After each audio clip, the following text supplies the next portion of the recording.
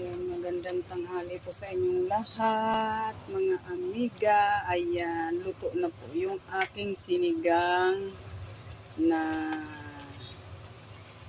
ribs ng baboy. Ayan, sinigang ng ribs ng baboy po, mga amiga. Ayan. Ayan po. Luto na po siya. Ang sangkap lang po niya, labanos tsaka kangkong, mga amiga. Yan lang po ang ano niya, yung gulay, mga amiga. Yan. Yan lang po. Ayan, luto na po siya, mga amiga. Ayan.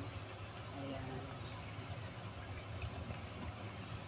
Yan lang po ang aking niluto ngayon, mga amiga. Simple lang itong sinigang ko po, mga amiga.